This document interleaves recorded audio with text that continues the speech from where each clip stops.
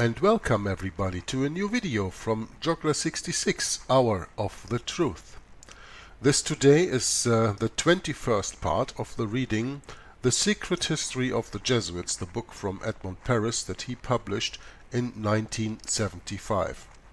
Probably even today I will go back into the book reading, which I haven't done in the last reading, because we were really busy with the Yugoslavia, or let's say NDH situation in the Second World War, meaning the independent state of Croatia that was cut out of the existing state of Yugoslavia. They cut in pieces that whole state to install a Nazi puppet regime over there to persecute the Orthodox, the Jews and the Gypsies and others like Protestants also, if they were alive in that region, most and for all to do their policy of convert or die. Now, there is something that I want to share with you even before I start this recording, and that's in my emails. You know, I have contact with Tom Fress, and I asked Tom Fress, I wrote here an email to him that that I know that he mentioned that Avram Manhattan wrote in one of his books that that he read that what happened in Croatia, so in the NDH state that we are talking about now, in 1941 to 1945 is a foreshadowing of things to come in the United States of America. And could you please give me more info on that as soon as possible, because I'm very deep in the Croatia subject, and as you can see, of course, from Brett's video that he uploaded last night, that was part 20 of this reading.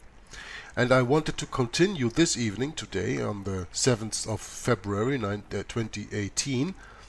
I wanted to continue this evening the reading and hope to include the info that you can provide for.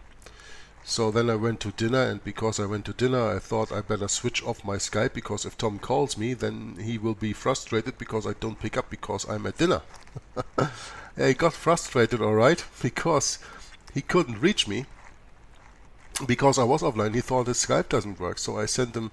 He sent me an email, and he said, I have said that Avram Manhattan in his book Terror over Yugoslavia, which is a book that I don't have as a PDF, it is not available on the internet for free, said in effect that what the Vatican did in Croatia is the model for what the Vatican intends to do in the United States.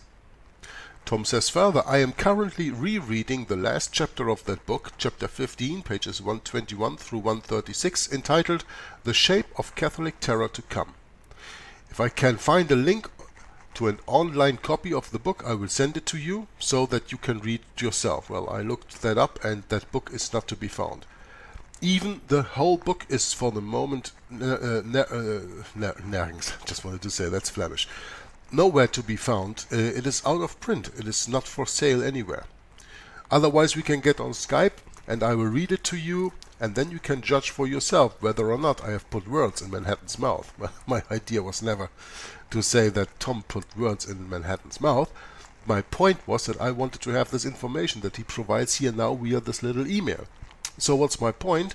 Well, first of all, I leave during the recording now my email on, and of course I have left my Skype on. As you can see, I missed 2 calls from Tom Fress at 1925 hours. Now we are almost an hour further.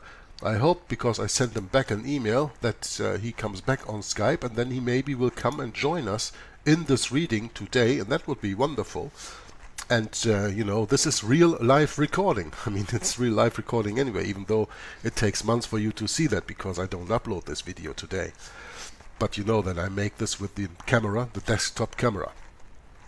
So, without any further ado, I want to go to the reading where we left off in the book of the Vatican role in the Ustasha genocide in the independent state of Croatia. This paper that I took from the internet, and that has most and for all quotes of the book from Cornwell on Hitler's Pope, as you remember. And I want to show you in between some pictures here, and let's see what we're gonna get. We can get, of course, the picture of Hitler's Pope. This is this one here. We can get that here and have this in the meantime while I'm still reading this paper. We are on page 11 of 19 pages, and we deal now with the American knowledge. The question is, what was the American knowledge of the atrocities of the satellite state of Croatia during the Second World War? And how far was America involved? Well, we read yesterday, I think it was yesterday, that the NDH declared war to the United States of America. So, they must know something about that state, right? Because a state that you are at war with, you probably know, okay? Now, let's read what the author here has to say. When did the US government learn of the massacres and systematic genocide in the NDH? The US knew of the mass murders and genocide in the NDH in 1941. Yugoslav ambassador to the United States, Konstantin Fotic, met with FDR, Franklin Delano Roosevelt, on December 20th, 1941 and informed him of the massacres in the NDH. Fotic had sent a memorandum to FDR on December 5th, which described the massacres with a request that he be allowed to present further documentation and support. According to Fotic, on August 19, 1941, the chief of the Balkans desk of the United States State Department had given him a report on the NDH, quote, comprehensive policy of extermination of the Serbian race in the independent state of Croatia, unquote. FDR was deeply shocked by the atrocities perpetrated against the Serbs. He expressed to Fotic, quote, his great sympathy for the Serbs. FDR spoke with admiration of the resistance. He told him after the war, the Serbs will rise again as a great people. We come here to the picture and see on the left Andrija Artukovic, the Interior Minister of the NDH, Vatican Legate Ramiro Marcone, the corpulent white guy, and Zagreb Archbishop Alojzij Stepinac at an Ustasha ceremony. This is Stepinac. Stepinac has later been made a cardinal, so sometimes I call him cardinal, sometimes I call him archbishop.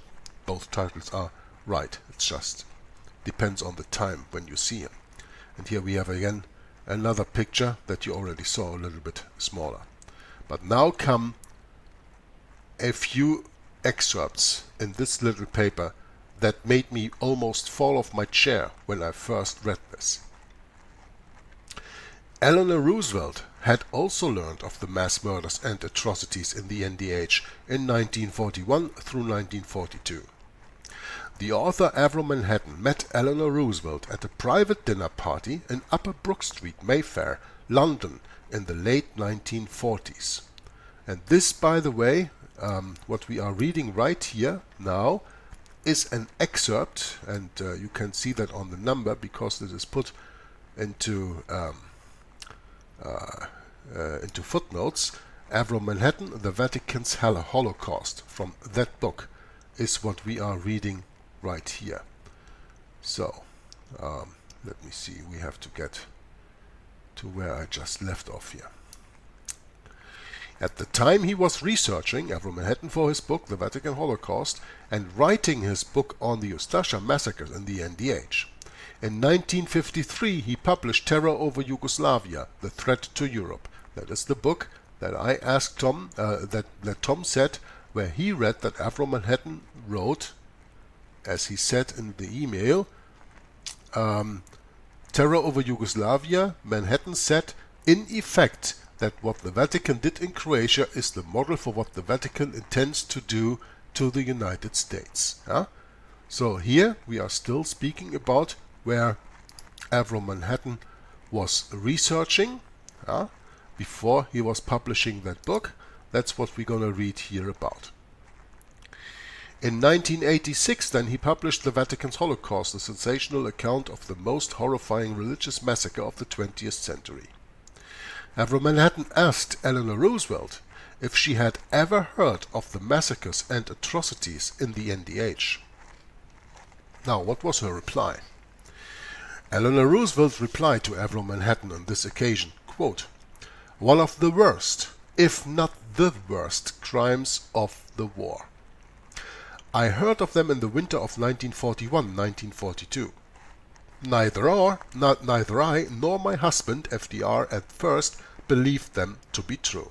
Yeah, when you hear of those kind of atrocities, a lot of people are standing in unbelief. Even quote-unquote initiated people like the FDR family, like Roosevelt and his wife. But what shocked me the most was this first sentence that she replied, and I'm going to tell you why just in a second. Eleanor Roosevelt, when asked if she had heard of the massacres and... there's Tom. Hello, Tom. Hello, you got your mic on? No, I didn't have my microphone on. Now you have it on. Tom, let me tell you before you start anything, I am recording because I am in a session doing the reading, and you are live in the reading right now. And I was speaking about the email I sent to you and the reply you gave me, and that we missed each other on Skype. And I am now reading in this paper that I found on the internet, and I'm just speaking about the answer that I read to you last time when we were on our Sabbath Bible study about Eleanor Roosevelt, when she said one of the worst, if not the worst, crimes of the war, if she heard of the massacres and atrocities in the NDH. So I thank you very much that you come to Skype, and I guess that you are all right with being recorded now, and that this is my live video of the 21st reading of The Secret History of the Jesuits. Are you all right with that? Yes. Okay. So establish that Tom is all right with being recorded here. We're going to have now a live video. I've never done this via Skype. This is just wonderful. My camera is going to recording all that. And yeah, Tom, I looked it up in the internet, and you are right. The book Terror Over Yugoslavia from Avro Manhattan is not available online, and it is not even available to buy, because when you go to some sites, it says that they are out of print for the moment. Yes. But you have a copy of the book Terror Over Yugoslavia from Avro Manhattan, right? Yes, I have in my hands a precious copy of this book.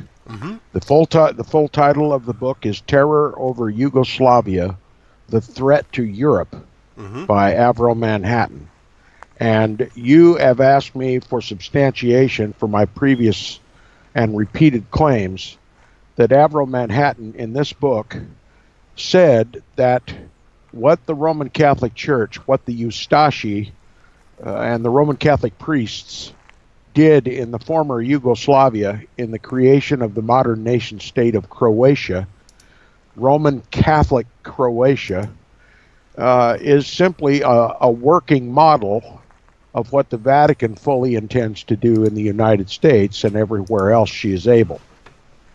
Okay. It's not that I doubt what you said, Tom, but you know, it is always nice, of course, when you do your research and you do your own readings, that you can rely on facts like you are giving us right now, you are sharing with us right now, and that you can read from that book, and that we can actually see that, and that would be just wonderful. So I thank you very much for coming to the table and read along with us this chapter of the book.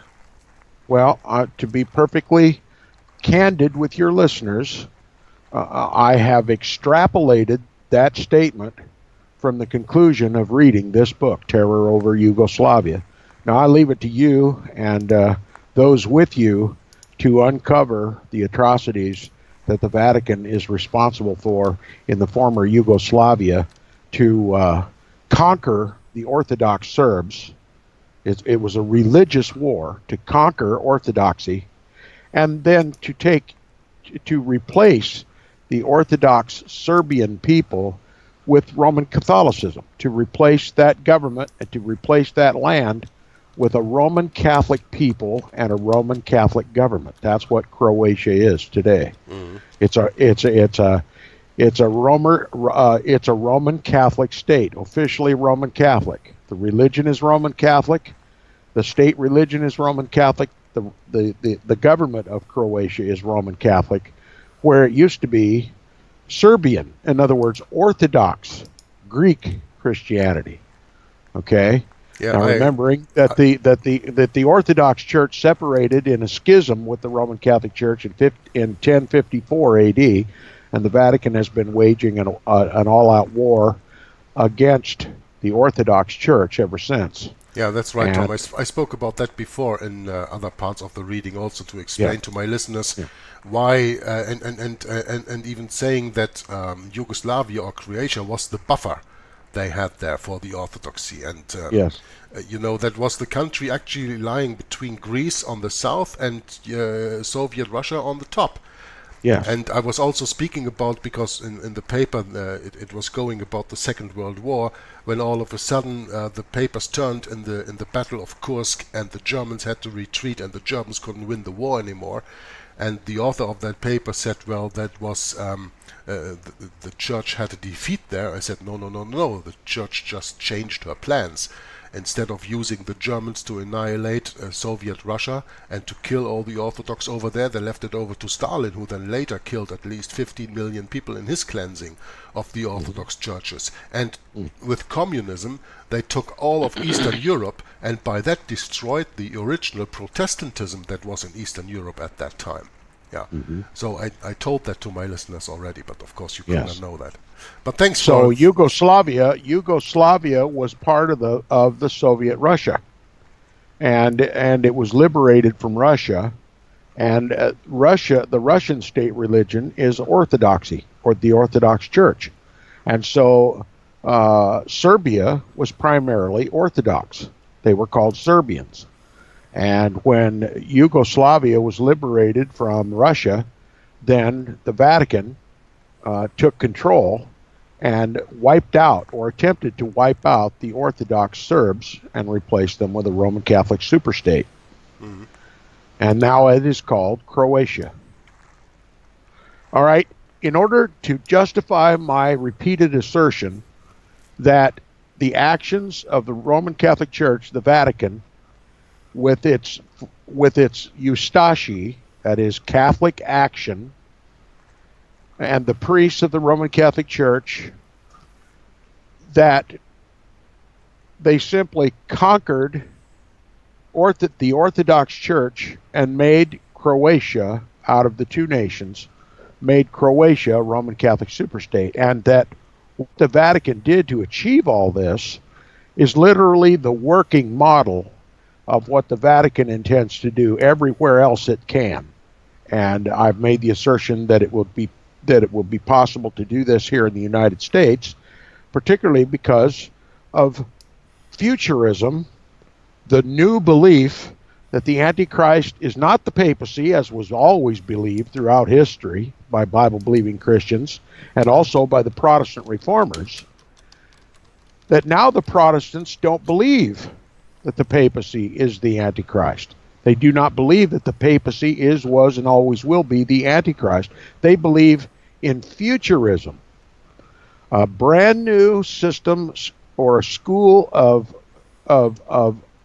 prophetic interpretation, which places the fulfillment of Daniel's 70th week in the distant future, okay, and the rise of Antichrist in the distant future.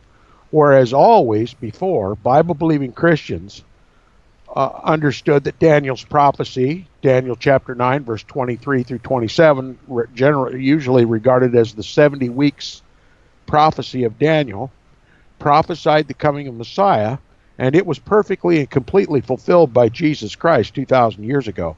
So the scriptural reference of Daniel's prophecy is Daniel chapter 9, verse 23 through 27.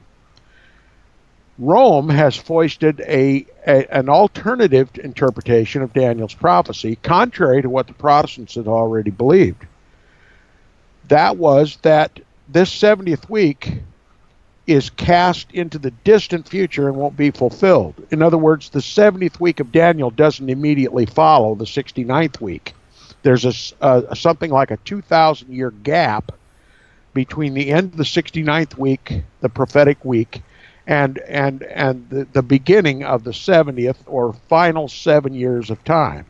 And that it is then that some Antichrist figure will sign a 7-year peace treaty with the Jews to allow them to build a temple in Jerusalem and begin animal sacrifices again.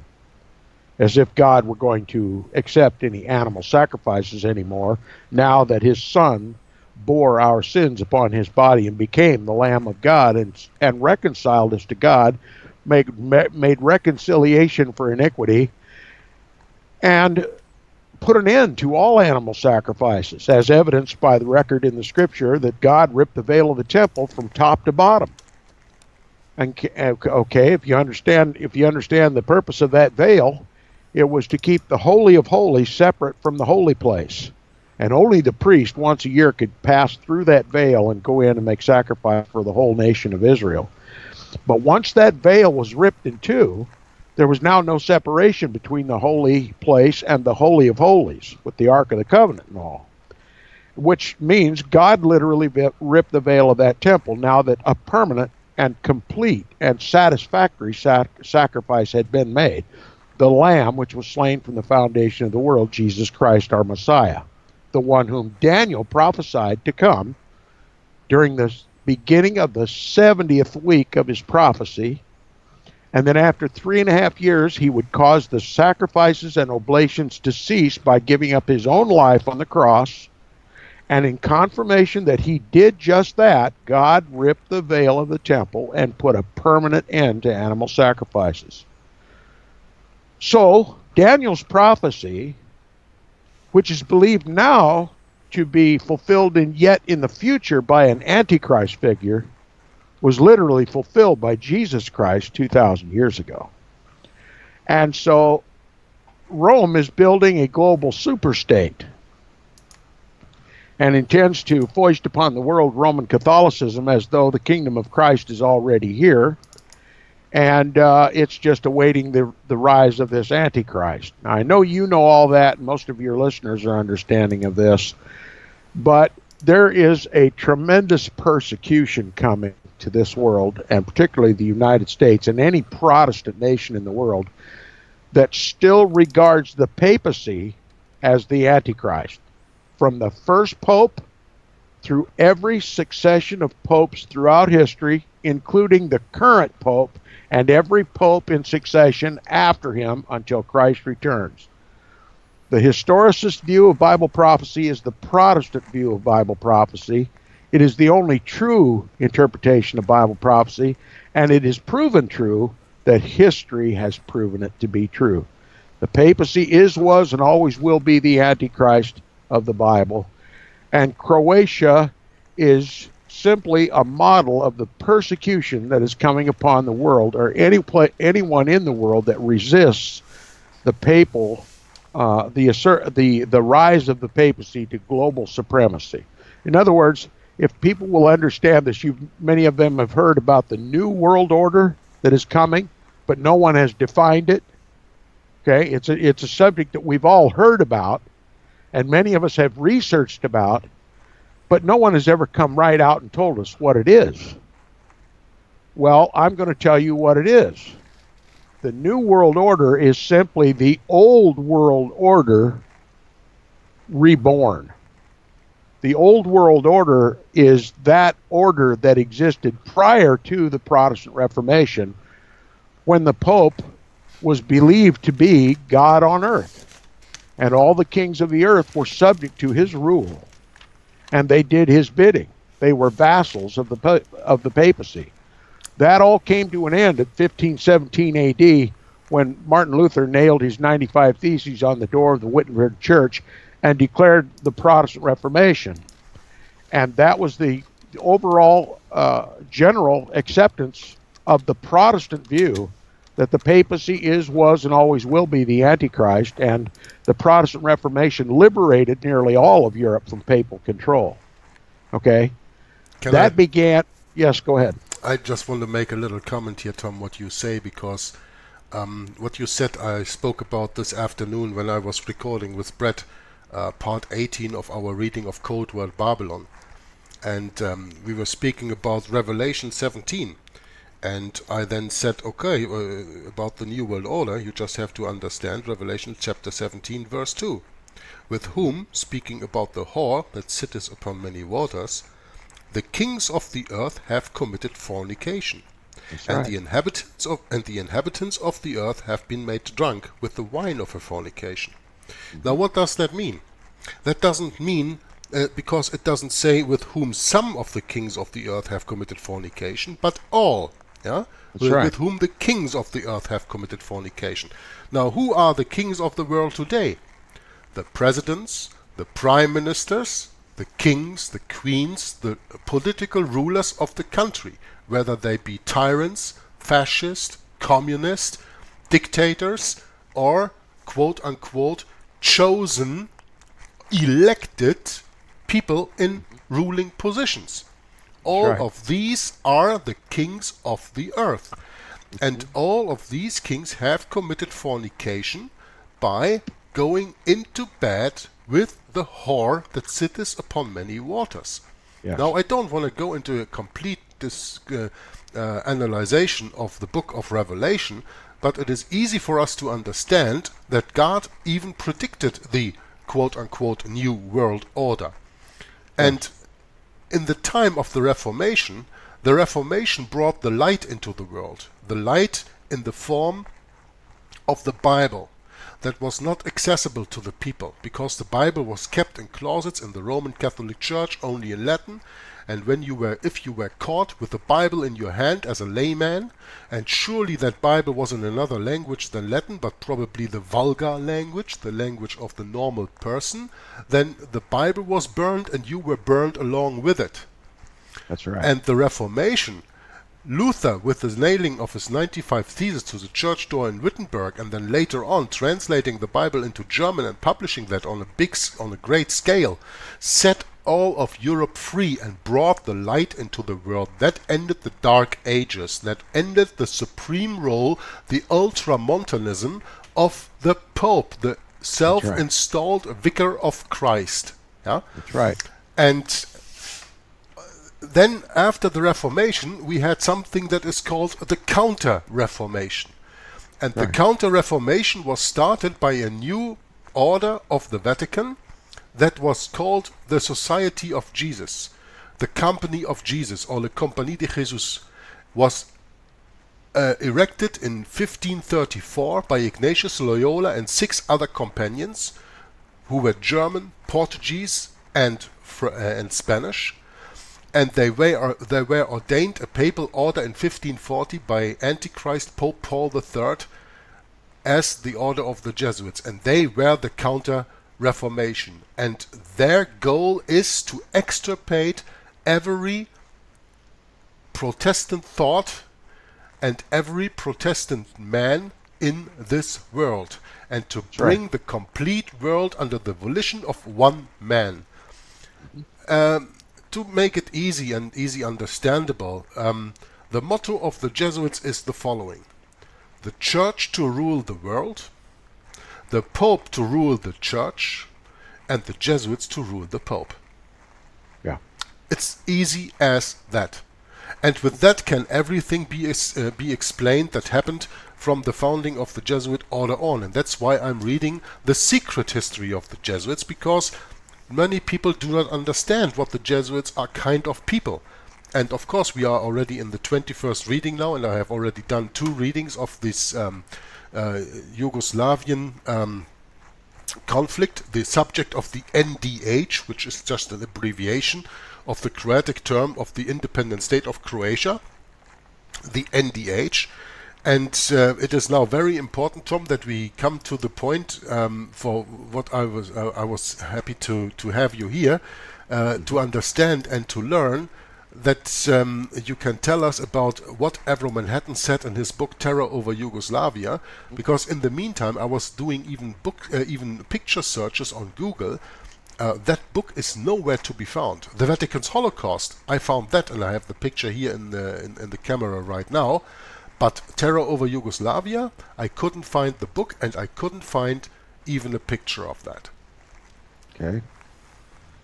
Okay, the assertion that I've made that Croatia is a working model for what the Vatican intends to do in the rest of the world, and particularly the United States, can only be extrapolated from this book by reading the last chapter of the book. And that's my only way of giving you my assertion that the Vatican is going to use what they did in Croatia as a working model for conquering Protestantism wherever it exists. And one of the greatest bastions of Protestantism in the world is the United States and possibly Britain. Yeah, and that also, sorry to interrupt you here, Tom, but that also is the reason why you named your ministry Inquisition Update, right? That's right. That's right. To because bring there's an to bring the American people, especially the American people, because you are an American, you are sitting there and you're doing every day a wonderful job in First Amendment radio, reading books, discussing with people, interviewing people on the telephone. Well, that's time ago, but you did that in the past. But reading books, explaining books, reading documents, explaining documents, and trying to warn the American people of the Inquisition that is absolutely not dead, coming to the United States of America in the form of a Fourth Reich, of the Nazi fascist regime that the Americans actually imported from Germany, because when Germany died in the war, they started Operation Paperclip, and by that imported a lot of the fascist and Nazi ideas. Not that they needed that, because the Jesuits have been on a high ground in the United States of America from the very beginning, and Nazism or fascism is the policy that relates the closest to the Jesuit order. That is what they say themselves in their publication of Civilta Catholica. Everybody can check that and read that for themselves. I just wanted to mention for my viewers of the video here that this is, if not the only, but one of the outstanding reasons why Tom Friess calls his ministry Inquisition Update, to update the people of the world, and especially the people of the United States of America, of the coming Inquisition, because the Antichrist is not some distant person in the future. The Antichrist is, as P.D. Stewart puts it in his second book, the Antichrist is a woman, alive and well. The papacy is the Antichrist, and the papacy rules, as we just read in Revelation 17, over the kings of the earth, because the kings of the earth have committed fornication with her. Back to you, Tom.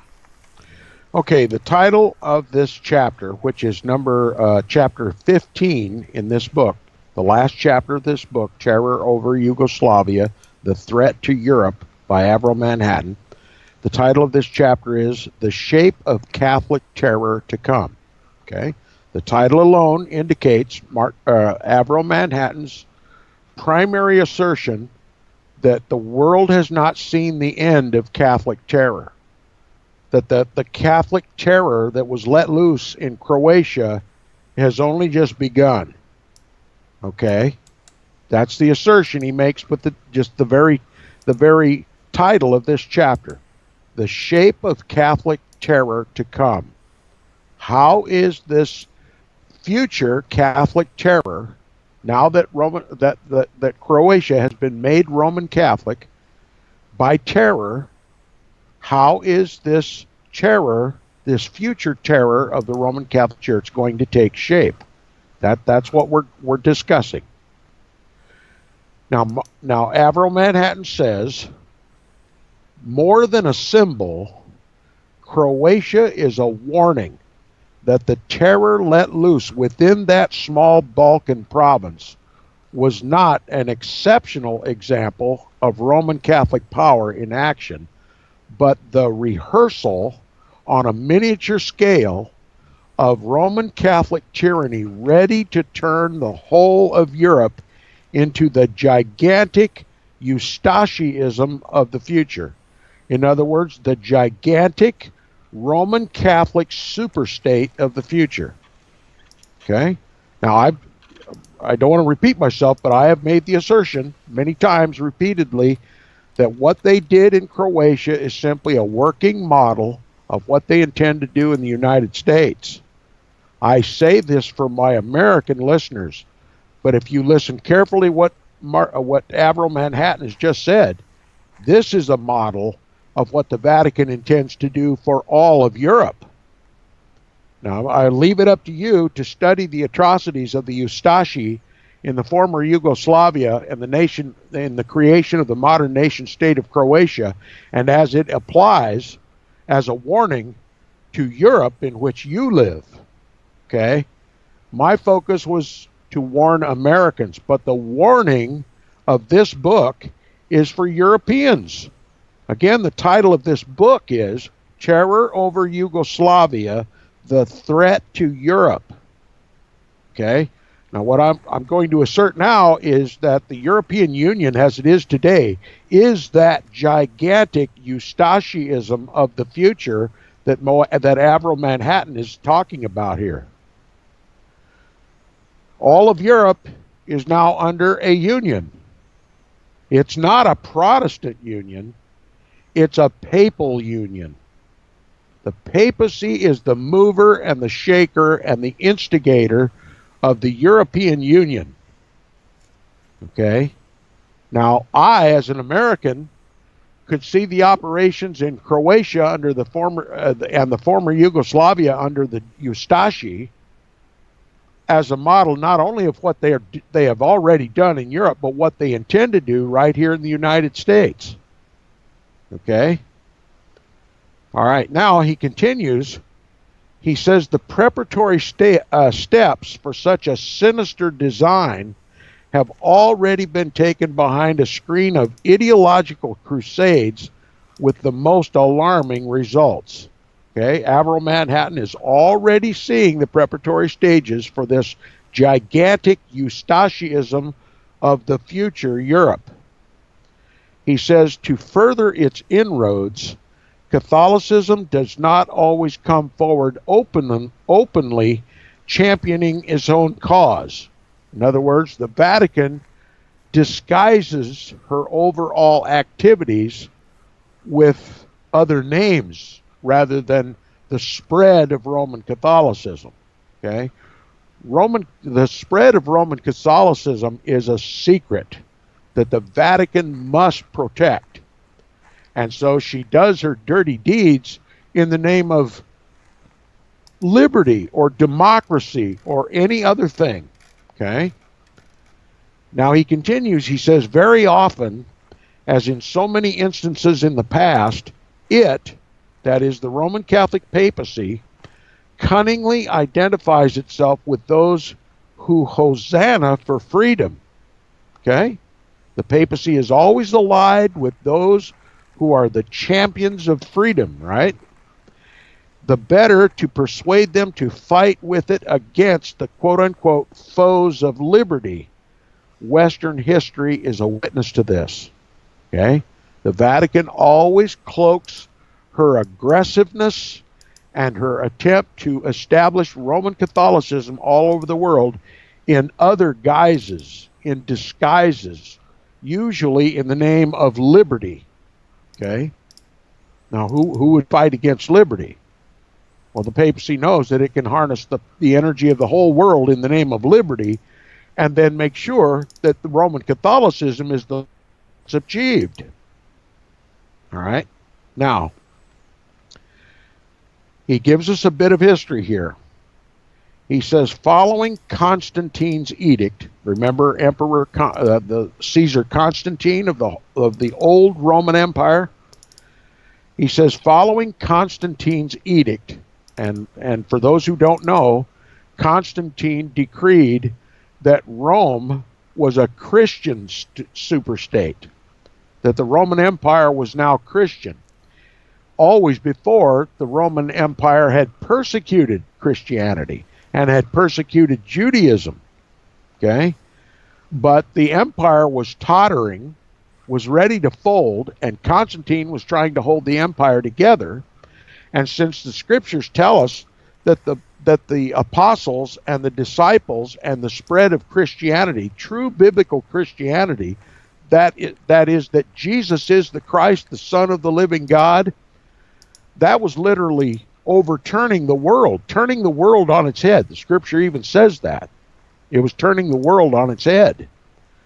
And in order for Constantine to stay in power, he had to adopt Christianity. Otherwise, he'd have been overthrown. That's how popular Christianity had become at that time. So as a means of expedience only, Constantine, who remained a heretic till the day he died, simply did what was expedient. He adopted Christianity as one of the prime religions of the Roman Empire, and he decreed that Rome was a Christian empire. That is the Edict of Constantine. Now, following Constantine's edict, papal Christianity, that is, Roman Catholicism, unloosed such terror that in no time it stamped out the surviving creeds of the Greco-Roman world. Okay? Now, what I need to emphasize here is that Avro Manhattan first describes the Edict of Constantine, making the old pagan Roman Empire now Christian, and then he immediately starts talking about papal Christianity. Okay, so why not Caesarean Christianity? Why doesn't he refer to it as Caesarean or Caesar's Christianity or Constantine's Christianity? No, he calls it papal Christianity, because the Caesars of the Roman Empire were the ones who were now in power when Paul spoke to the Thessalonians. He said, "He who now restrains will restrain until he is taken out of the way, and then that man of sin shall be revealed." 2 Thessalonians 2, verse 7. That's right. So Constantine was the restrainer. And when Constantine left Rome and set up shop in Byzantium, that left a power vacuum in the Roman Empire, and the papacy took that role. So as soon as the restrainer was taken out of the way, the Antichrist was revealed. Oh, let me interrupt you there, Tom, for just a second. Yep.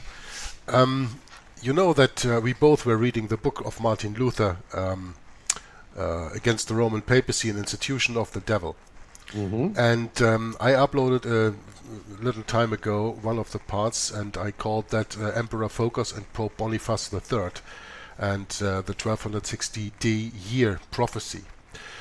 Just today, no coincidence, because the coincidence don't happen, I uploaded on my first channel your reading of Inquisition Update Romanism and the Reformation, part 18. And in that part 18 you deal in the beginning of Romanism and the Reformation on page 206, where Henry Gretton Guinness says, quote, "Gregory the Great in the 6th century," that means in the 500s, "declared before Christendom that whosoever called himself universal bishop or universal priest was the precursor of Antichrist. In this he was doubtless perfectly correct. When Boniface III, shortly after the death of Gregory, took this title in the year 607, he became the precursor of Antichrist as fully revealed under Boniface VIII. Now, I think this is very important to mention this, Tom, because most of the people think that the 1260-day year prophecy is from 538 to 1798, because that is common teaching, especially from the Seventh-day Adventist Church out here in the world.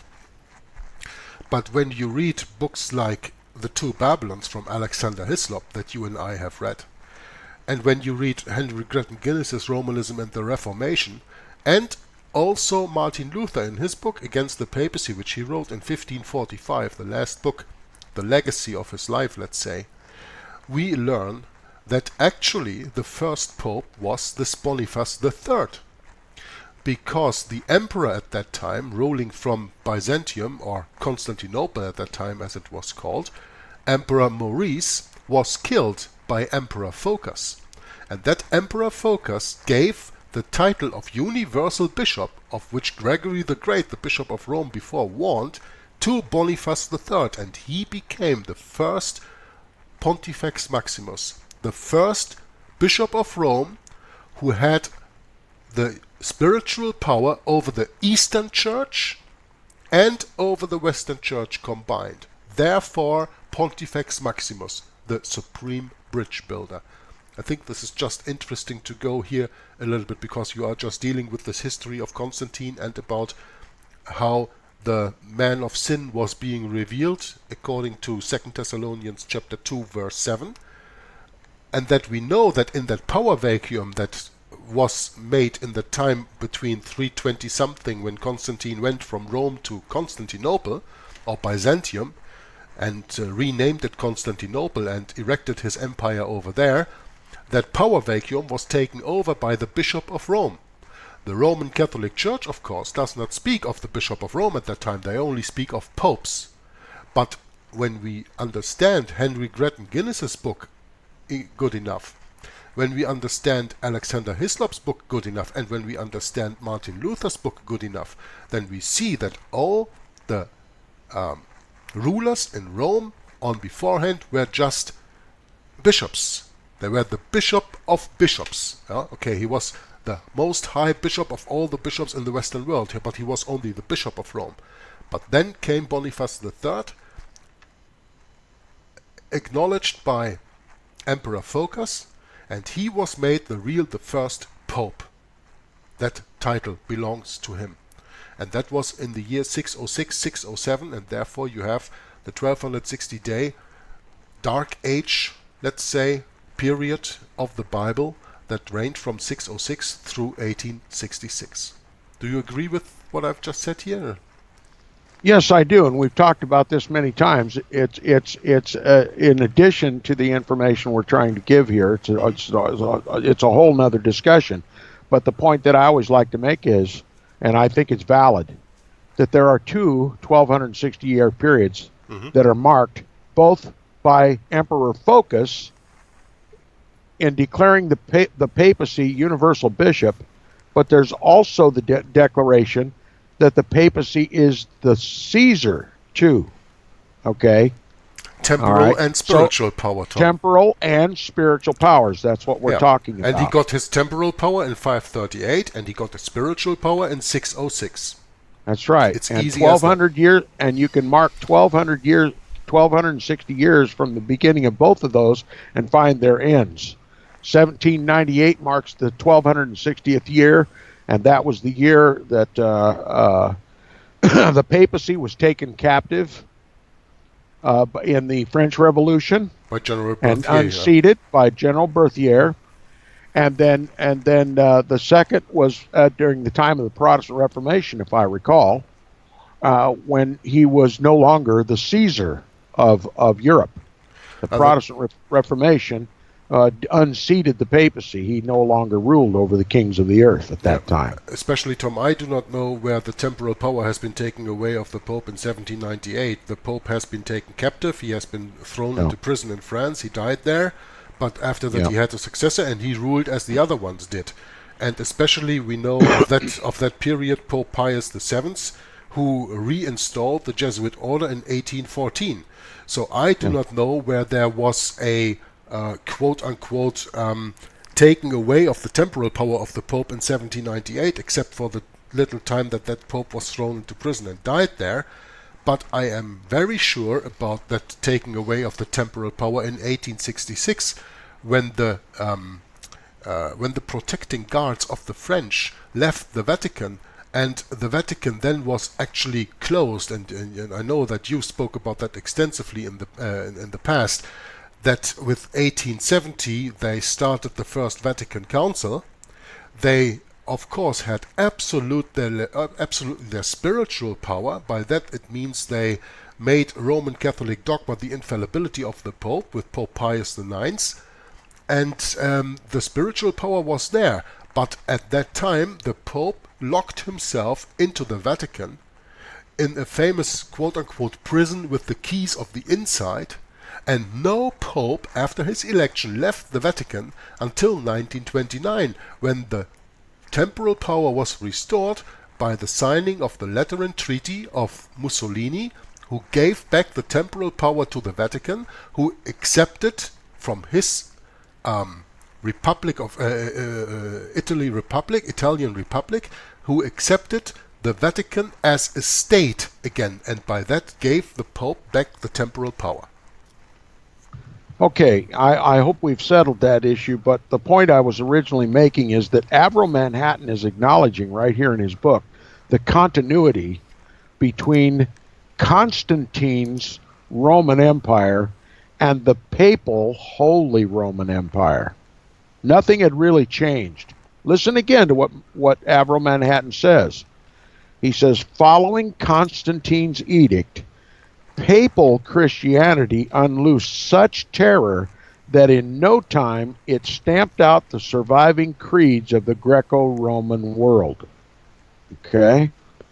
Now, I think this is directly or indirectly a reference to the destruction of the three kings, the three horns that the little horn uprooted. The Heruli, the Ostrogoths, and the Vandals. That's right, the Gothic nations. Mm-hmm. All right, but whether or not it is, we'll just continue. He says, in the Dark and Middle Ages, that is the Old World Order, as I've said, Avril Manhattan says, in the Dark and Middle Ages, whoever dared to think independently of Roman Catholicism was mercilessly silenced by Catholic sword and by Catholic fire. Okay? That's the way it was. Anybody or any group of men or any governments or anyone who spoke contrary and independently against the Roman papacy and the Roman Catholic religion was mercilessly silenced by sword and by fire. Okay? That's exactly what happened in Croatia too, isn't it? By sword and by fire. Avril Manhattan makes it certain that of the Serbs, the Orthodox Serbs, a third were forcibly converted to Roman Catholicism, a third were exiled from the land, and a third were slaughtered, butchered. Okay? That's how sword and fire manifested itself in the former Yugoslavia in order to create the modern superstate of Croatia, the Roman Catholic superstate of Croatia. All right? This is in the recent past. This is very recent, the creation of Roman Catholic Croatia. Now he says, following the birth of Protestantism, the Catholic Church, in its attempt to annihilate it, plunged Europe into a sea of blood. Okay, so we've already seen fire and sword in Europe against Protestantism this time. The target in Croatia was Eastern Orthodoxy. The target in Europe after the Protestant Reformation was Protestantism. And the Roman Catholic Church plunged all of Europe into a sea of blood. Okay? It wasn't the Protestants who turned Europe into a sea of blood, as I so often hear, with the hair standing on the back of my neck. It was the papacy that turned Europe into a sea of blood to annihilate Protestantism. Okay? The Council of Trent, which took place right after the death of Martin Luther, was led by the Roman Catholic Jesuit order. And at the Council of Trent, there were 100 anathemas laid against Protestantism, 100 damnations leveled against Protestantism. And the Council of Trent literally became a declaration, an open and public declaration of an all-out war of annihilation against Protestantism. Okay? And that's how they turned all of Europe into a sea of blood. All right? Protestantism had spread from Germany and Poland and all over Europe, the northern nations, Finland, Spain, or Switzerland, Denmark, England, you name them. They all became Protestant. They all became of the common belief that the papacy is, was, and always will be the Antichrist, and he has no right to rule anybody. And so the Protestant reformers liberated all of Europe from papal tyranny. And Rome declared an all-out war to reestablish her sole sovereign rule over formerly Protestant Europe. And she's going to do it by the same means that she overthrew Greek Orthodoxy out of the former Yugoslavia. All right, that's the whole point Avro Manhattan is making here.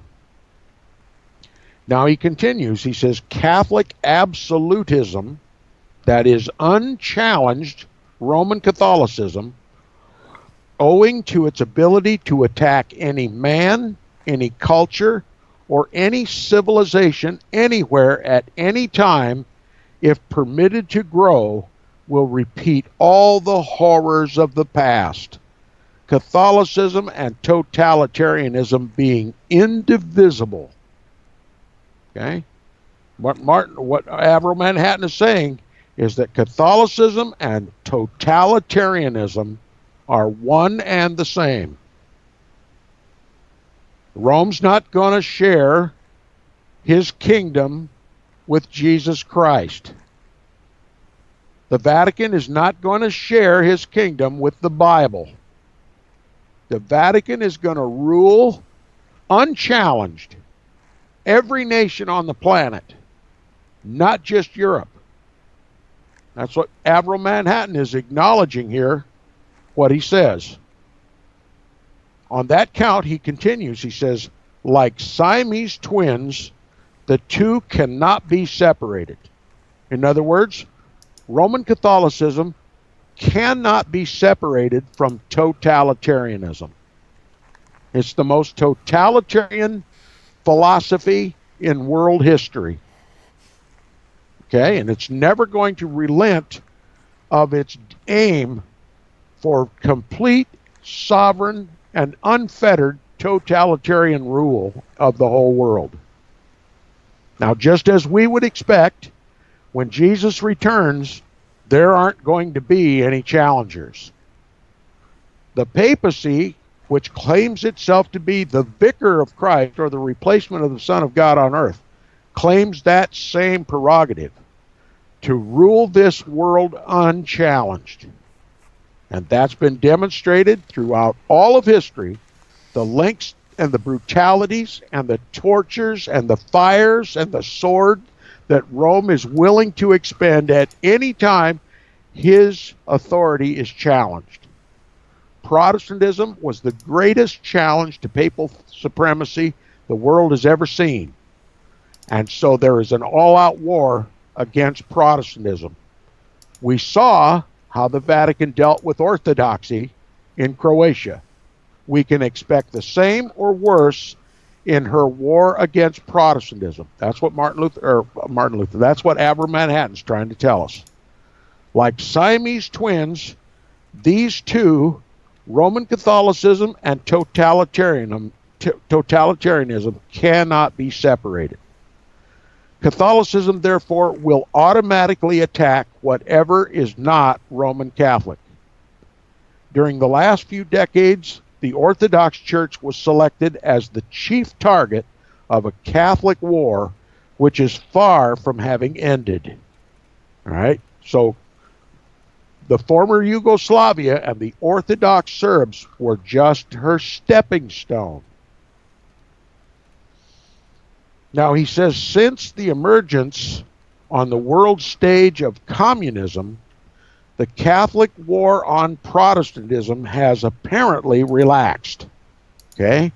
So her war would have been immediately picked up against the Protestants, except for the fact that communism posed a greater, more immediate threat to the Vatican.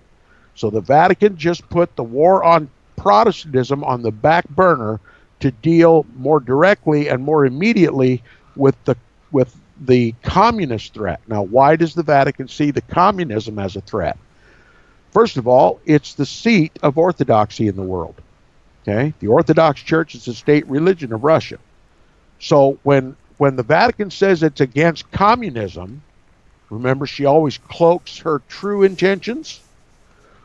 When the Vatican declares an all-out war against communism, what it's really declaring is an all-out war against Eastern Orthodoxy or Russian Orthodoxy, the Orthodox Russian Church. So Avro Manhattan is making this clear. He's already told us that the Vatican always cloaks her true intentions. All right. Now, what do we want? What is the mantra here in the United States? Well, we have to fight for freedom. We have to fight against communism. We have to go to war against Russia to stop the spread of communism, which really means we have to stop the spread of orthodoxy. And so here you have a Protestant nation going to war, or in a Cold War or any other kind of war, against the Orthodox Church in Russia. And let me tell you, and just as Avram Manhattan is going to tell you in the reading of this book, when the Orthodox are brought back to heel and under papal supremacy, when they have turned the Orthodox Church back to the Roman Catholic Church, they intend to do the same thing against the Protestants. I think there's a little note that I have to bring in here, Tom, and that is the Bolshevik Revolution in 1917, which installed communism in Russia and installed the Soviet Union, the communist state of the Soviet Union in the time. That was done for multiple reasons. One of the reasons was they wanted to punish the Russian Tsar, who had given support to Abraham Lincoln during the Civil War in America in the 1860s. And the second point was that the Tsar was the protector of the Orthodox Church. And by killing the Tsar and his family and installing a communist regime that they had practiced in the 16th and 17th century in Paraguay with the Paraguayan reductions, they had the possibility through communistic atheism to kill off the Orthodox. And that's actually what Stalin later did when he killed more than 15 million Orthodox people over there. So we have to make the people understand, Tom, that Russia was Orthodox, but the Soviet Union was atheistic. Communism declared atheist their state religion, if you can say it that way. It was the same in Eastern Germany, you know. The German Democratic Republic, just a few kilometers from where I was born in Hamburg, starting, was the heart of Protestant Germany. And since communism was installed there after the Second World War, there was not much Protestantism left there anymore. The communist agenda was used to spread atheism and by that to kill off orthodoxy. I just wanted to add that. Okay, very well taken. Rome will use any means or method to destroy orthodoxy, and the lesson that Avram Manhattan is trying to tell us is study well Rome's strategies to destroy the Orthodox Church, because Rome will use the same strategies to destroy the Protestant Church. Yeah, whatever means necessary, because the end justifies the means. Yes. And they always control both sides. They control the side of fascism and they control the side of communism. And then they wage these two against each other, and the only one who loses are the real enemies of the Roman Catholic Church in the meantime. Okay, so that's how Rome cloaks her religious wars. Okay? Now he says, during the last few decades, the Orthodox Church, and remember this book was written back in the 1960s, so the last few decades, we now have a time period. He said, during the last few decades, the Orthodox Church was selected as the chief target of a Catholic war, which is far from having ended. Since the emergence on the world scale of communism, the Catholic war on Protestantism has been apparently relaxed. Okay, there's been a ceasefire, temporary ceasefire, out of necessity, because the Vatican needed Protestant USA to help in the war against godless communism, right? And the destruction of the Orthodox Church through atheist communism. Okay, so I'm just reiterating what you've already said. Avram Manhattan knows what this is all about. And he says,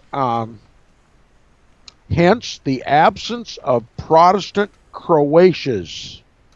The absence of Protestant Croatias. What's he saying? There has been no war against the Protestant Church like the Ustashi and the Roman Catholic Church waged against the Orthodox Church in Croatia.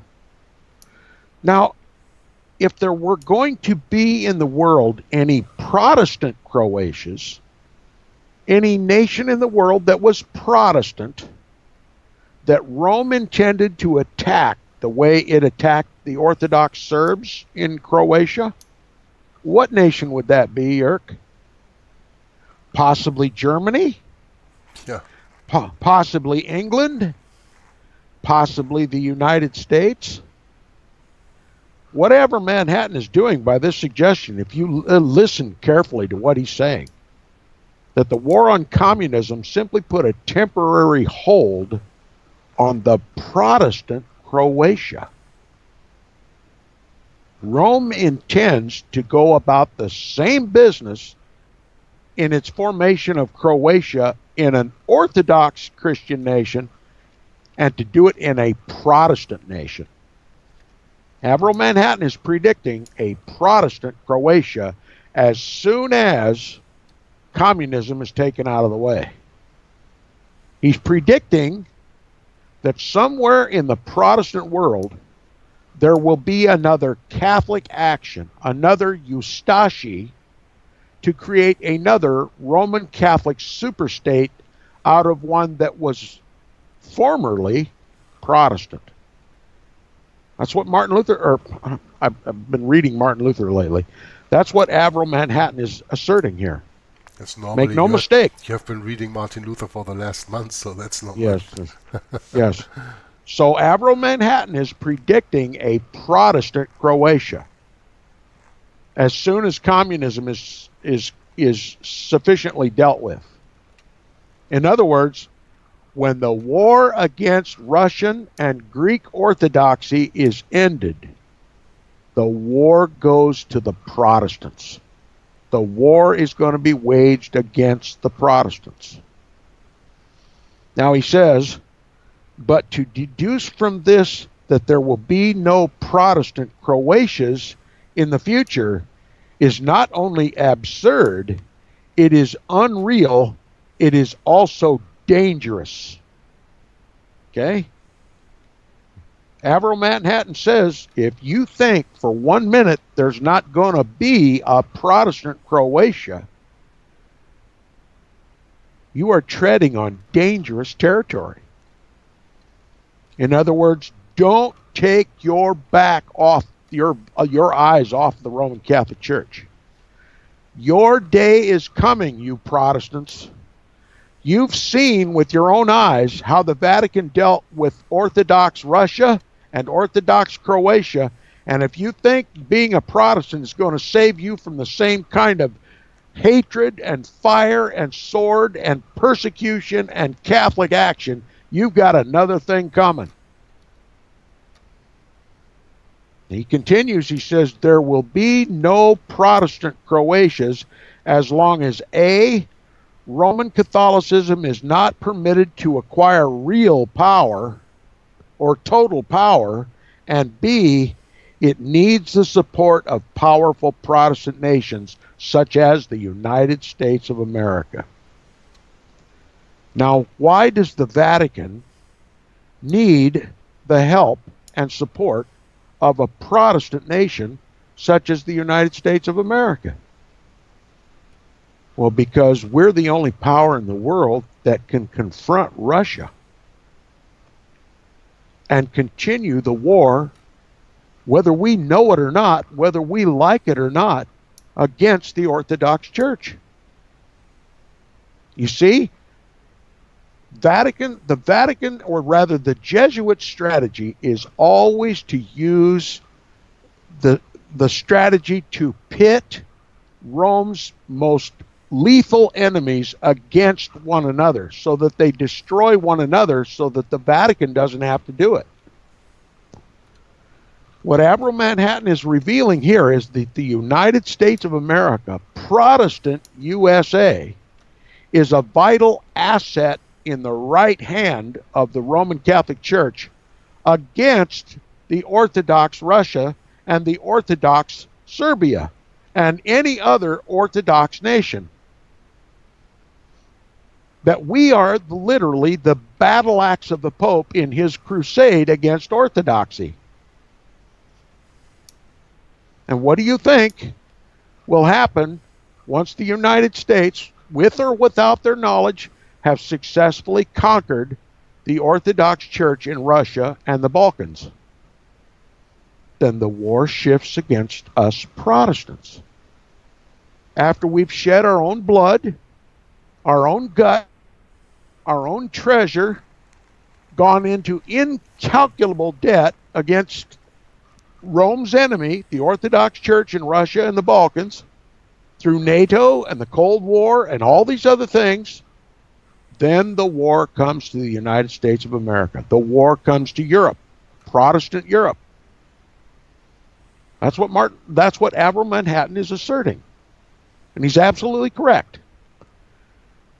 He is saying that what the Vatican did through the Eustachi and the Roman Catholic priests of the former Yugoslavia in destroying orthodoxy in Yugoslavia, they have created a superstate called a Roman Catholic superstate called Croatia.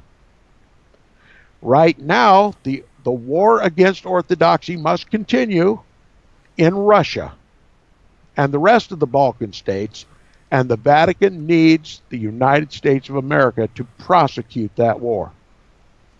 And once that war is over, then the war against Protestantism begins in Europe and the United States of America. Now he continues. Protestants ready to come to terms with it, that is the fact that we're next, are preparing for suicide. Did you hear what Avril Manhattan says? He says Protestants ready to come to terms with it are preparing for suicide.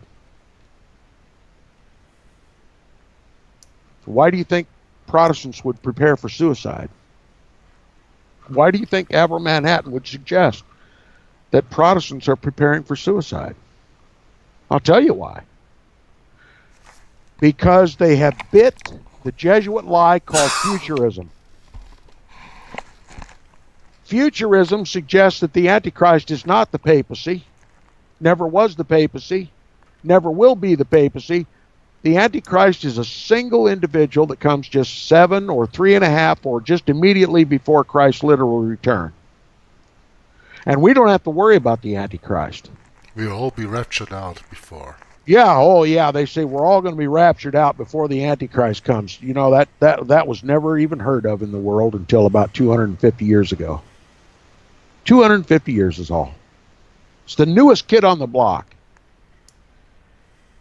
What was always believed before, from the period of 250 years ago all the way back to the first century church, that the papacy is, was, and always will be the Antichrist, the man of sin, the son of perdition, the little horn of Daniel.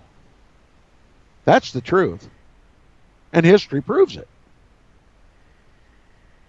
So, for the last 250 years, the Protestant pastors and the Protestant people of this country have embraced futurism.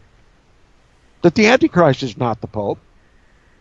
It's a single individual that comes just before Christ's return. We don't have to worry about him now. We can just continue to sing in the choir and praise Jesus.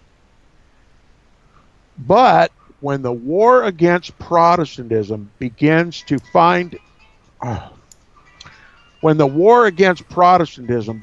be prosecuted in Europe and in the United States, Protestant pastors will begin to realize that they are the ones, the very ones, that have foisted upon us the futurist lie. And the responsibility of that has led to this whole Protestant nation literally fighting the papacy's wars for him. At our own expense, in treasure, in blood, and in guts. We've betrayed Christ. The war should have been against the papacy always and forever. But instead we find ourselves now the most powerful Protestant nation in the world, whom God has blessed beyond any imagination, has been literally the battle axe of the Pope against all of his enemies. And when we've conquered all of the papacy's enemies throughout the world, the sword of Rome will be turned upon us. And Avro Manhattan comprehends this and is trying to warn us in this book. And what's going to happen to those pastors who've spent their whole lives teaching futurism? That the papacy is not the Antichrist, it's a single individual at the end of time, possibly a Jew. What do you think they're going to do? They found their whole lives fighting against Christ. What do you think they're going to do? Avro Manhattan says, Protestants ready to come to terms with it are preparing for suicide. He said, for Catholic peace with them is anything but peace. What's Manhattan telling you? If you're a Protestant, truly Protestant, you seek no peace with the Antichrist of Rome.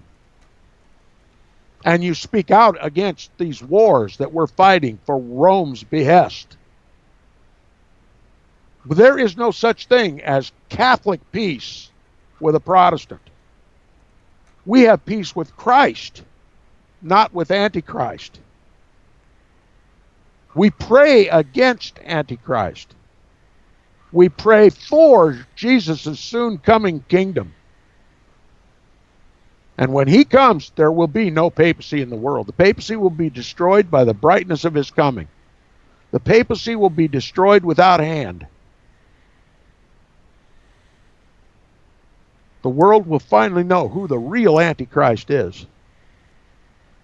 And all the Protestants and all the great martyrs of Jesus for all the centuries prior to about 200 and 250 years ago will be vindicated. Those who stood at the stake and were burned to death for insisting that the papacy is, was, and always will be the Antichrist, they will be the champions of Christ. And all the Protestant preachers today who preach futurism will have found themselves spending their lives at war against Christ. There's going to be no peace between Christ's people, the true body of Christ, and the Roman Catholic Church, the papacy. There is no peace. Never will be any peace. There's no grounds for peace. There's no common grounds. There is no peace with Antichrist. He says, for Catholic peace with them, the Protestants, is anything but peace. It is not even an armistice. It is a deceptive lull which will be broken just as soon as Roman Catholicism has judged it safe to charge them with a brandishing sword. That's Avro Manhattan speaking. Avro Manhattan is telling you Protestants, you're next. As soon as you conquer the Orthodox for the Pope, you're next. Whether you live in Europe or the United States or anywhere else in the world, you're next. The war that was declared against you at the Council of Trent will be waged as soon as we dispatch the Orthodox, as soon as you dispatch the Orthodox for us. And then we turn our swords against you. Avro Manhattan wasn't even a religious man. Avro Manhattan just studied the Vatican like a brain surgeon studies brain surgery. And like we all should study the Bible, Tom. That's right. Because And Avro Manhattan, having no understanding of the Scriptures, clearly foresaw the fulfillment of Bible prophecy. Jesus told us that we will not have peace in this world, but tribulation. That's right. Now he continues, he says, Catholic anti-Protestant odium, hatred, in other words, Catholic anti-Protestant hatred is burning now as ever. To believe that, because it is not visible, it is dead, is to be deceived. Okay? Avro Manhattan is saying that if you think this ecumenical movement as proclaimed by Vatican Council II is any hope for Protestants, you've got another thing coming. The Vatican's hatred for Protestantism is just as alive and well today as it ever was, especially during the time of the Protestant Reformation in 1517 and on. Rome is never going to forgive or forget the Protestant Reformation. Okay? He says to believe that because it is not visible, it is dead, is to be deceived. Catholic hatred is covered only by a layer of ashes. For the incautious, those who are not careful, that is proof that the fire was extinguished long ago. Okay? Yet, were its smoldering embers to be even slightly disturbed, unexpected flames would leap up with the ferocity and the violence of old. In other words, Martin Luther said, or Avro Manhattan says, all you got to do is kick those ashes just a little bit, and the Counter-Reformation will leap into a bonfire overnight. The war against Protestantism just seems to be smoking embers right now. But after the Orthodox are defeated by us Protestants here in the United States of America through NATO and all of our military actions around the world, all Rome's got to do is take her naked toe and kick those ashes a little bit, and the hatred for Protestantism will become a raging inferno. He says, notwithstanding the overwhelming reasons which, since the advance of world communism, have forced Catholicism to seek the alliance of Protestantism, Catholic anti-Protestant sentiment can still be seen at work both in Europe and the Americas. Okay, he's repeating himself here, just saying the same thing in different words. He said, notwithstanding the overwhelming reasons which, since the advance of world communism, have forced Catholicism to seek the alliance of Protestantism, that is, the alliance with the United States, Catholic anti-Protestant sentiment can still be seen at work both in Europe and the Americas. To be sure, it's not operating on a large scale. It is not even systemic. It is uneven, haphazard, and occasional. Yet, for that very reason, the more significant, because when carefully scrutinized, it emerges as a well-defined pattern. The pattern of a potential, full-blooded, anti-Protestant persecution should Catholicism ever acquire all the power it acquired in Croatia.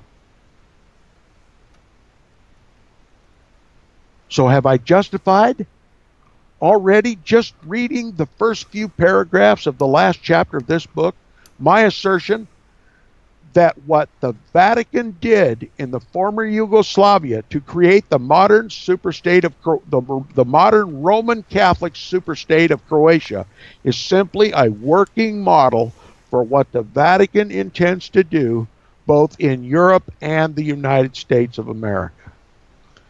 Now, your studies with your listeners has to do with the Ustashi and all the atrocities they committed against the Orthodox Serbs.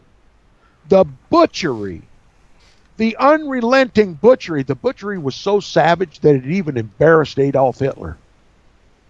And it was conducted by Roman Catholics, many of whom were Roman Catholic priests. This has been proven.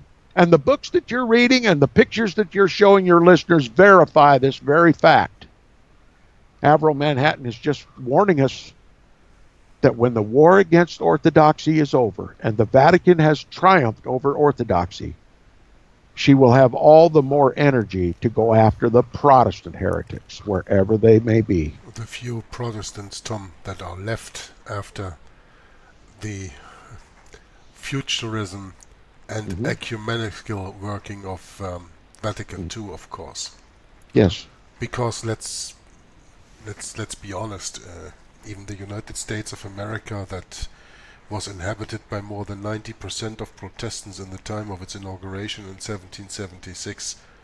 Today, all these Protestants, if they are in any churches, all the churches they go to are 501c3 government agency churches in the way, and the pulpits of the Protestant churches have been infiltrated by the Jesuits since the beginning of the 19th century, especially since 1850 in England and in the United States of America. And by that means that all the pastors have been taught futurism. And they only teach futuristic Bibles. I mean, I am not living in America and I'm not going to church, but I bet my behind that when you go to any church in America, there is not so often found a church, and especially not when you go to these mega churches, like you have with Joel Osteen and all these quote-unquote preachers, where something is taught from the King James Version of the Bible. And we always have to remind ourselves that God is able to keep His word perfectly all through the ages, and He did that in the English language with the authorized version of the 1611 King James Version. But since the middle of the 19th century, only forged Bibles have come out with the names of NIV and NASV and RSV and all these different names, and I don't even want to mention them, it's too much to do so. And they all are Bibles that do not reflect the true Word of God anymore. So, what kind of Protestants are these Protestants, Tom? We have had this discussion. We are having that discussion almost every week. That we say, well, to be a Protestant, you first and for all have to know what are you protesting. Yeah. And most of the Protestants don't have any idea what they are protesting. They don't have any idea where the word protest even comes from. They have never heard of the Diet of Spires in 1529. Yeah. They have not heard of the Augsburg Declaration. Well, let me just put it easily for your listeners. Yeah, please. Protestants today don't even know who the Antichrist is. No. They think it's somebody in the future. Never would they ever accept the fact that they're actually making ecumenical union with the man of sin, the son of perdition, the Antichrist, the little horn of Daniel, the papacy. That's just how delusional the Protestants are in this country. There's hardly any Protestantism left in the country. The Protestantism was built on two foundations. Number one, that Jesus is the Christ, the Son of the living God. We serve only Him. And the second plank is the papacy is the counterfeit Christ, and we will never obey Him. We will fight against Him. We will pray against Him. We will stand on the scriptural truth, the prophetic truth, that the papacy is, was, and always will be the Antichrist of the Bible. We are for Christ. We are against the papacy. Now, there isn't one in probably 1 million Protestants in this country that have a clue what I'm talking about right now. That's right. Now, the strategy of the Ustashi in Croatia was to forcibly convert at least a third of the Orthodox. In other words, put them in their churches, round them all up, put them in their churches, walk in with a priest, splatter a bunch of holy water on them, and force them to confess the Pope as the head of their religion, and formally convert to Roman Catholicism by being baptized by the priest. And then the priest would walk out of the church and light the church afire and burn them all. That's what they did in the former Yugoslavia. They forcibly converted Orthodox Serbs to Roman Catholicism, and then they burn them alive. Yeah, their plan was to deport a third, then to deport a third, and kill a third. And then kill a third. So, the strategy in the United States is, well, since the Protestants are no longer protesting anymore, it might not be necessary to forcibly convert them to Roman Catholicism, because they're voluntarily converting to Roman Catholicism. Because they no longer believe the papacy is, was, and always will be the Antichrist, that they believe that the Roman Catholic religion is a Christian religion, and it's the opposite. And yet they are seeking ecumenical unity with the Pope. They're signing documents of capitulation to the papacy and uniting with the papacy on so-called common causes. But what's left? since forcible conversion to Roman Catholicism really isn't all that necessary now, any holdouts like me and like you will either be forced out of the country or will be killed.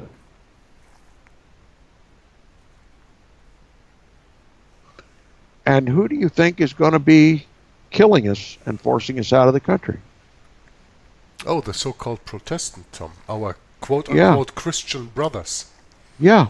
Those who have united with the papacy and trying to unite all of Christianity in the name of the Pope, they're the ones who are going to be persecuting us. The ecumenical evangelibellies, as you like That's to call right. them. The ecumenical evangelibellies, those who are sitting right in the pews right alongside of us.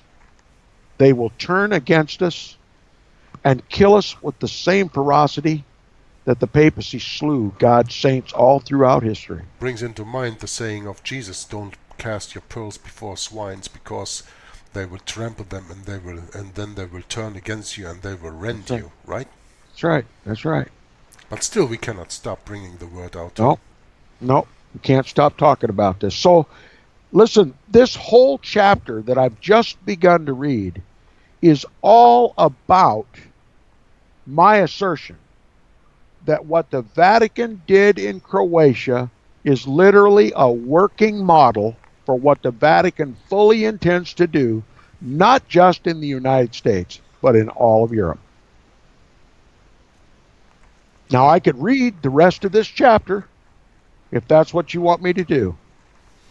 Well, but I've already clearly made my assertion valid. I think, Tom, that you wonderfully made your point, and I've come to an hour and a half in this broadcast, which is by that the longest broadcast of the reading Secret History of the Jesuits, and I haven't even read one word of the book actually. But that's great. I'm very thankful and very grateful, Tom, for that you were coming here. And yes. In the meantime, when you were reading, I put pictures here in the video from, for example, this book, Genocide in Croatia. I don't know if you know that book. It's a 64 pages book, and it has a lot of... I have a copy of it. Yeah, and it has a lot of the atrocities here in pictures. So I showed the pictures during your reading of Avro Manhattan. I was showing a picture here in of Amazon of the book Terror over Yugoslavia, The Threat to Europe, that is currently unavailable, and there is not even an image available. So I was really looking through the whole internet, and I couldn't even find one picture of this book of Avro Manhattan. It is just not available. And no, I thank you very much, Tom, that you did what you just did, that you did the reading, that you accompanied me here today. And I think that you made your point very clear, and that's all I wanted. I knew that you mentioned that a few times, and it's great that you could use the opportunity today to call me on Skype. And during my reading of this book, The Secret History of the Jesuits, you could fill in the gaps with Avro Manhattan from what you were reading from a book that is for us not available anymore. So guide that book, Tom, and I don't know, have you read that in the past on First Amendment Radio in your Inquisition Update program? Yes, I have. As a matter of fact, I'm ready to read it again. Ah, okay. I've never attempted to read a second time any of the books that I've got in my library. Once I get them on record at Inquisition Update, I move on. But we're getting close. We're getting close to the Inquisition in the United States of America, and maybe it's time to reiterate what Avro Manhattan has warned Protestants in this country in this book, Terror over Yugoslavia, The Threat to Europe. I have this is regarded, even when I got it, as a godsend, and I protect it in all of my books. And there's a very understandable reason why this book is so scarce and why there's no mention of it on the internet, and you can't read this book on the internet. It's because of Avro Manhattan's warning to Protestants. Rome has seen to it that this book is out of circulation, and the press has cooperated with it. And this warning that Avro Manhattan is sounding to the Protestants is not going to be heard. Listen, Tom, while we're at it, to close your visit on Skype up, why don't we turn to another warning of Avro Manhattan that you were speaking about in the past? I don't think that you have the quote right in front of you, but you were mentioning that Avro Manhattan had a discussion with a KGB agent. And that discussion was about the state of Israel and That's right. of the Jews. That's right. Why don't you share that with our listeners right here, right now, for the final contribution to your broadcast here today? I think that would be a wonderful end before we end the Skype call here, and I will continue reading a little bit in the book to bring this Eleanor Roosevelt part to an end that I was just starting with. But I think, Tom, that our listeners would be very grateful for the information that you still have for them Yes. about this discussion that the author Avro Manhattan, who wrote so many wonderful, historically important books, and I showed the picture of the Google search in the meantime. I don't name the books all right now, but there is this one warning out there that makes maybe to a lot of the quote-unquote Protestants so much sense that they start turning around, and instead of listening to their pastors, they will pick up the Bible from the bookshelves and read the word of Jesus Christ for themselves. Please, Tom. Well, I can't remember exactly which book it was that Avro Manhattan made this assertion. I believe it was in the Vatican Billions, and which that book is available online. You can still read it. And there are current copies on eBay if you'd like to get a hold of it. The Vatican Billions by Avro Manhattan. I believe this is the book. And nonetheless, it's a very valuable book, and I encourage your listeners to get it. But he was in a very candid discussion with a KGB agent.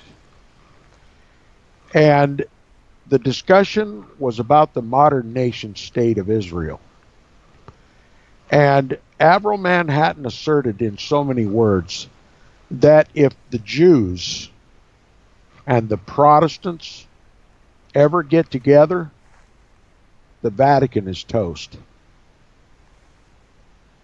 If the Jews, what he was saying was, if the Jews ever accept Jesus as the fulfillment of Daniel's 70th week, 2,000 years ago, if they ever accept Jesus as the Messiah that Daniel prophesied to come, if they ever accept Jesus as their high priest and king and Messiah, then they will find themselves being Protestant in their belief.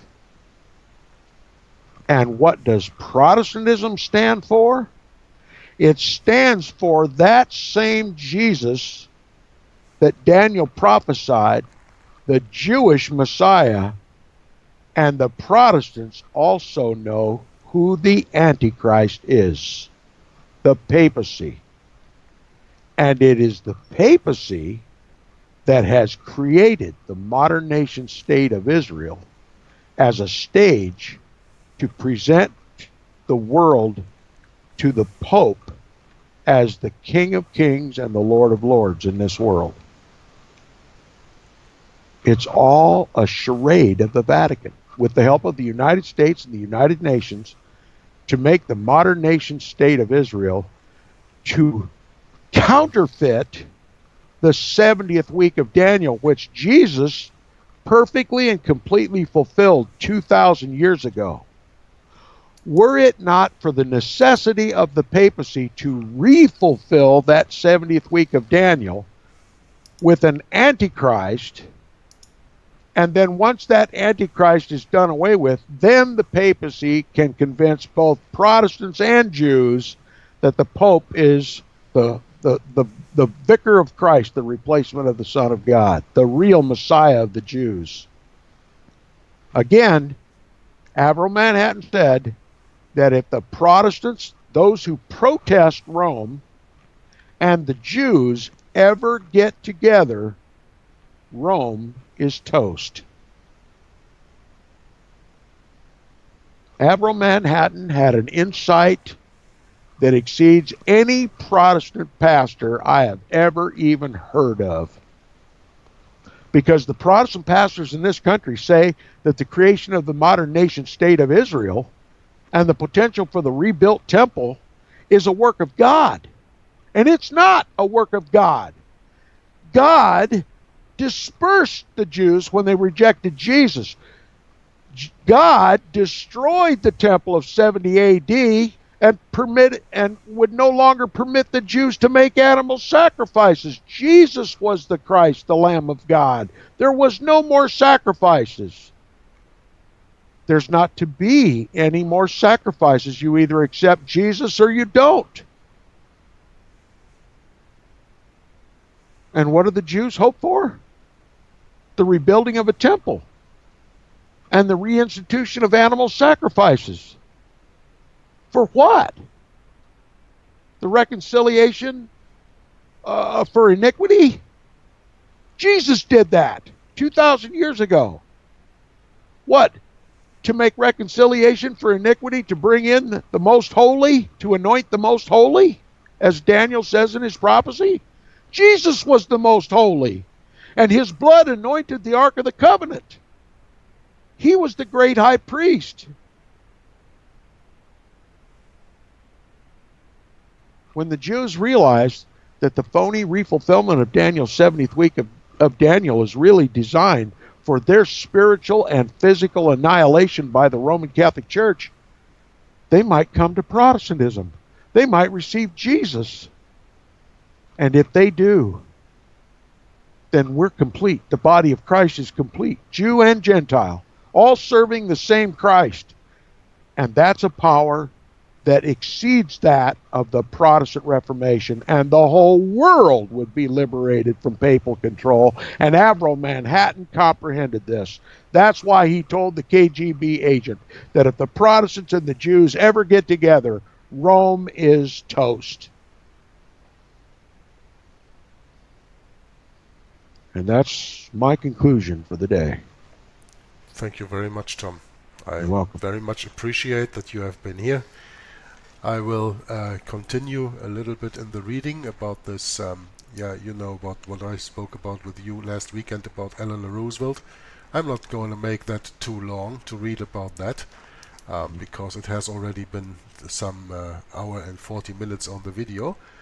Do you want to stay on while I'll read this little last part before I close down, that we can close down? No, I have an appointment this afternoon, and I'm going to be late. Okay, so that's all right. Go. I don't want to keep you, Tom. So thank you very much for joining me. Welcome. And I hope I see you in a few days with our Sabbath Bible study, right?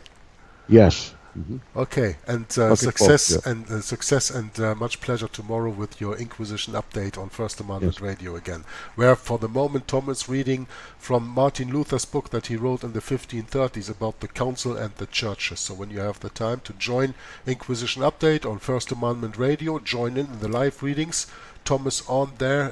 What is your American time when you do the broadcast? It's 8 o'clock in the morning Pacific Coast time, 9 o'clock Mountain, 8 o'clock, or rather 10 o'clock Central, and 11 o'clock Eastern. Yeah. So, and it's about 1700 European Central Time.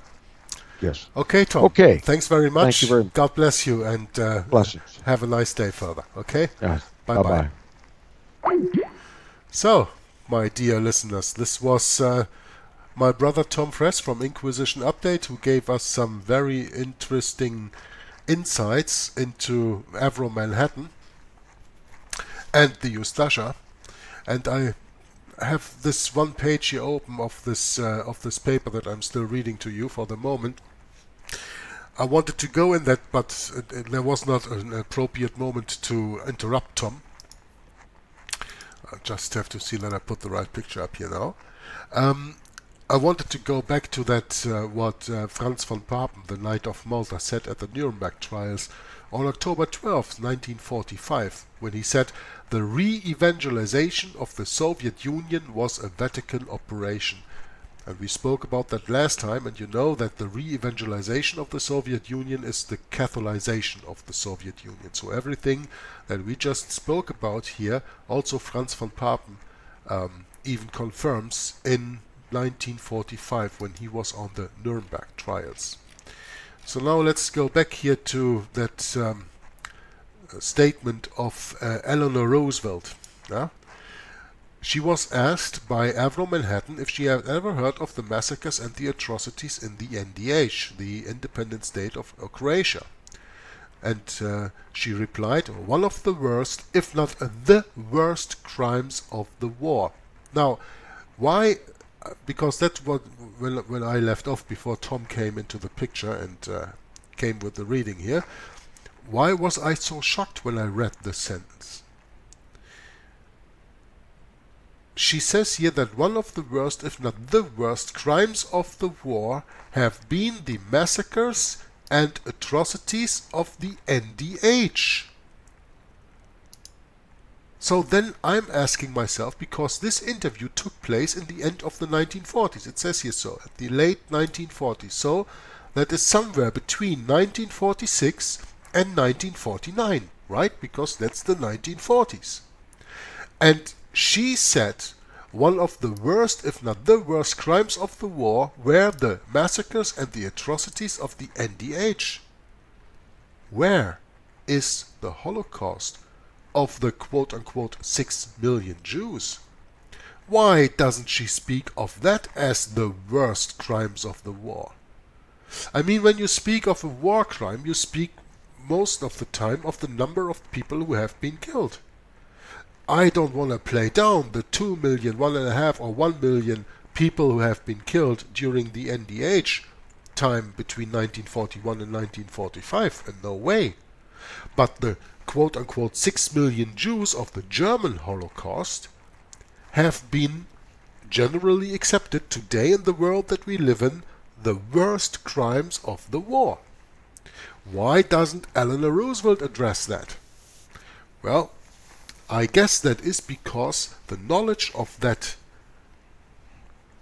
genocide, of that Holocaust, was not that far into the brains of the people at that time. The teaching of the Holocaust of 6 million Jews came later. She just didn't know. And you know, I'm not even going deeper into this, but I'm just asking a question. How can someone, being asked after the Second World War what she thinks of the massacres and atrocities in the NDH, and then reply one of the worst, if not the worst, crimes of war, instead of mentioning the Holocaust that the Germans perpetrated on 6 million Jews, as we are taught everywhere in the world today. Now, the broadcast has been long enough, and thank you, Brother Tom, for joining me in this broadcast and bringing clear to us what Avro Manhattan said and how Avro Manhattan used the example of the NDH, of the satellite state of Croatia, to warn the people who live in the years today to understand that that was a forecasting of things to come, probably here in Europe when the Inquisition comes here, but certainly in the United States of America when the Inquisition comes there, so that we are not taken by surprise. So therefore, I will leave this reading today with this, because it has been long enough and your attention has been long enough been tested on this. And I want you to enjoy this. I want you to reflect on what you've seen. I want you to reflect on what you have heard. And I want you to do your own research and see that your own research comes up with the same conclusion and with the same facts as Tom's research and my research here came up. And next time, in broadcast number 21 of the Secret History of the Jesuits, we will continue and then probably finally finish this paper on the genocide of Croatia, and then return back to the book for a moment. And then, of course, I have another thing coming for you, and that is the appalling history of Croatia in the 20th century, a letter by Richard Bennett and Michael de Semlien, which we will also use to finish off. But for now, for this moment, Joggler66 from Hour of the Truth says, God bless you. Signing off and bye-bye. Especially I work in dealing with the infiltration of churches and religious institutions as well as government. That cover a tremendous number of institutions. And the purpose of that infiltration was what for? Well, the purpose is what the Roman Catholic system has all the time as her own purpose, is to infiltrate, to penetrate all the areas of life where the Roman Catholic can have control and access for the coming world government. Simply put, this country and this world benefit from your commitment to Jesuit principles, to being men. As a graduate of another great Jesuit institution, Xavier University, I have great affection for the value and purpose of a Jesuit education. What that means is, in preparation for that world government, the Roman Catholic institution, especially since the establishment of the Jesuit order in 1541, throughout all these 500 years, they've been in preparation and through infiltration and penetration of every level of society in order to take over the world politically and religiously. What a beautiful day the Lord has made. Holy Father, on behalf of Michelle and myself, welcome to the White House.